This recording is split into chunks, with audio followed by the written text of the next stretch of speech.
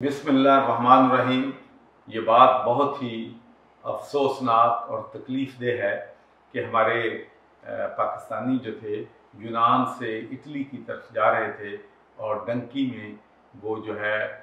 Boat में डूब कर जो है वो मौत का शिकार हो गए। तो सबसे पहले तो वो लोग जो इंसानी स्मगलिंग में मुलव्वस हैं उनको करार वाकई सज़ा मिलनी चाहिए ताकि वो इन बेचारे मासूम लोगों को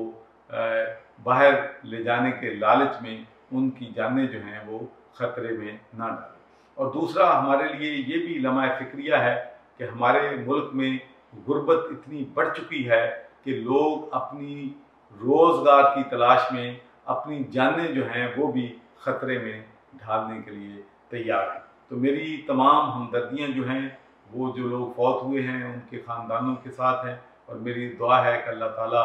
इन दोस्तों को जन्नतुल फरदौस में जगह दे। और हमारे हुक्मरानों को भी चाहिए कि अब अपनी अय्याशियों की बजाय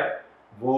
कोशिश करें कि इस मुल्क से गुर्बत का ख़ात्मा करना है और इस मुल्क में इंसाफ का निज़ाम लेके आना है ताकि हमारे भाई जो हैं इस मुल्क में सुकून से रह सकें और उनके पास रोज़गार के मौके